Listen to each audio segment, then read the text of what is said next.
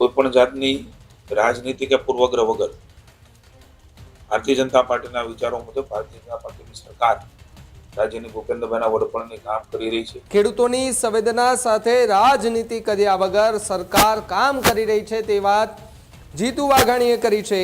મહિલાઓ પણ આ લડતની અંદર સામેલ થઈ છે। મહિલાઓએ પણ હવે મોરચો જે છે તે માંડી દીધો છે અને કહી દીધું છે કે જ્યાં સુધી અમારી માંગણીઓ નહીં સ્વીકારવામાં આવે ત્યાં સુધી અમે અમારા ઘરના જે લોકો આંદોલન કરી રહ્યા છે તેમને ખંભોથી ખંભો મળાવીને તેમની સાથે ઊભા રહીશું। હજુ સુધી તમે અમારી ચેનલને સબસ્ક્રાઇબ નથી કરી તો અત્યારે જ ન્યૂઝરૂમ ગુજરાતને સબસ્ક્રાઇબ કરો, ફેસબુક અને ઇન્સ્ટાગ્રામ પર ફોલો કરો।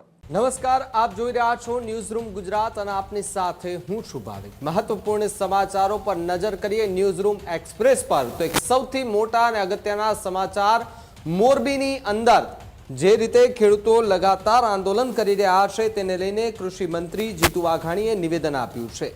ખેડૂતોની સંવેદના સાથે રાજનીતિ કર્યા વગર સરકાર કામ કરી રહી છે તે વાત જીતુ વાઘાણીએ કરી છે। લાંબા ગાળાના સમયને લઈને વાતચીત ચાલી રહી હોવાની વાત વાઘાણીએ કરી। સરકાર ખેડૂતોની સાથે ઊભા રહેવા માટે કટિબદ્ધ હોવાની વાત વાઘાણીએ કરી। રાજ્યની સરકાર ખેડૂતોના હિતને ધ્યાનમાં રાખે છે જ્યારે મુખ્યમંત્રી ભૂપેન્દ્ર પટેલે રિવ્યુ પણ જે છે તે લઈ રહ્યા હોવાની વાત જીતુ વાઘાણીએ કરી છે। ત્યારે મંત્રી જીતુ વાઘાણીએ મોરબીના જેતપરમાં જે રીતે ખેડૂતો લગાતાર આંદોલન કરી રહ્યા છે, લાંબા સમયથી ખેડૂતો વીજ લાઇનના મુદ્દે લડત લડી રહ્યા છે, આમરણ ઉપવાસ ઉપર ઉતરી ચૂક્યા છે, ગાંધીનગર સુધી રેલીનું પણ આયોજન કરવામાં આવ્યું છે પરંતુ એ રેલી ગાંધીનગર સુધી તો ન પહોંચી શકી। પરંતુ એ બધાની વચ્ચે ક્યાંક રાજકીય માહોલ પણ ગરમાતો જોવા મળ્યો હતો। જો કે હવે મહિલાઓ પણ આ લડતની અંદર સામેલ થઈ છે। મહિલાઓએ પણ હવે મોરચો જે છે તે માંડી દીધો છે અને કહી દીધું છે કે જ્યાં સુધી અમારી માંગણીઓ નહીં સ્વીકારવામાં આવે ત્યાં સુધી અમે અમારા ઘરના જે લોકો આંદોલન કરી રહ્યા છે તેમને ખંભોથી ખંભો મળાવીને તેમની સાથે ઊભા રહીશું।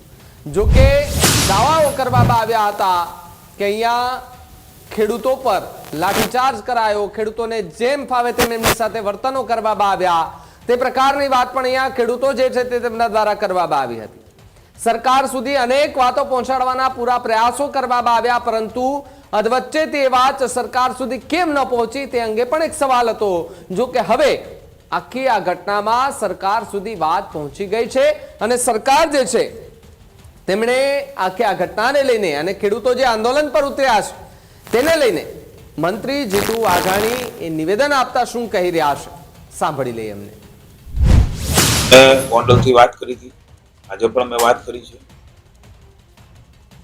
ખેડૂતોની લાગણીને સંવેદના સાથે કોઈપણ જાતની રાજનીતિ કે પૂર્વગ્રહ વગર ભારતીય જનતા પાર્ટીના વિચારો મુજબ ભારતીય જનતા પાર્ટીની સરકાર રાજ્યની ભૂપેન્દ્રભાઈના વડપણની કામ કરી રહી છે। કોઈપણ લોકો કે રાજ્યની સરકાર સાથે પોતાની લાગણીની સંવેદના વ્યક્ત કરવા આવતા હોય છે અને અમારી ફરજનો ભાગ પણ છે અને હંમેશા એનાથી જ એના નિરાકરણો થતા હોય છે। કોઈપણ સમસ્યા માટે અને સમજીને લાંબા ગાળાની નીતિઓ એ રાજ્ય સરકાર ખાસ કરીને ભૂપેન્દ્રભાઈનું નેતૃત્વ અમારી ભાજપની સરકાર એ કોઈ ટૂંકા ગાળાની તો આગળથી ગળ નહીં, લાંબા ગાળાની યોજનાઓ સર્વગ્રાહી રીતે ખેડૂતોના હિતમાં હોય આ પ્રકારના નિર્ણયો લેવા માટે સતત માની કૃષિ ઉર્જા વિભાગ હોય કે કન્સલ્ટ અન્ય વિભાગો હોય એને સતત માર્ગદર્શન આપી રહ્યા છે અને આગામી સમયની અંદર પણ આ પ્રકારની નીતિ રીતિ સાથે ખેડૂતોની બાજુમાં ઉભા રહેવા માટે સરકાર કટિબદ્ધતા સાથે સંવેદના સાથે મેં તો એમ કોઈ પણ રાજનીતિ અથવા તો કોઈ પણ જાતની વાતો અથવા તો કોઈ પણ જાતના અલગ અલગ વિષયો એ ધ્યાનમાં લીધા સિવાય ખેડૂતોનું હિત હંમેશા રાજ્યની સરકાર ધ્યાનમાં રાખે છે। એ પ્રકાર રાજ્યની સરકાર સર્વગ્રાહી રીતે એ ચિંતિત છે અને મુખ્યમંત્રી શ્રીનો રિવ્યુ પણ કર્યો છે।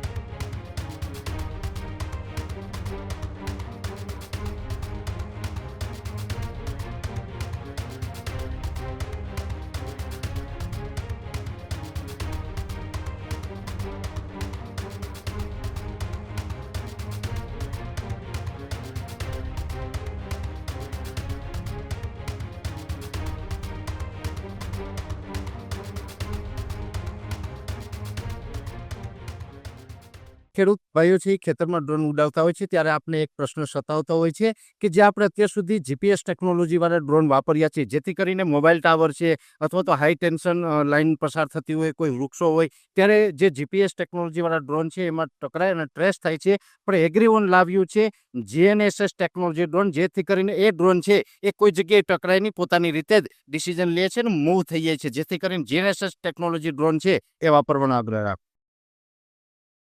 હજુ સુધી તમે અમારી ચેનલને સબસ્ક્રાઇબ નથી કરી તો અત્યારે જ ન્યૂઝરૂમ ગુજરાતને સબસ્ક્રાઇબ કરો, ફેસબુક અને ઇન્સ્ટાગ્રામ પર ફોલો કરો.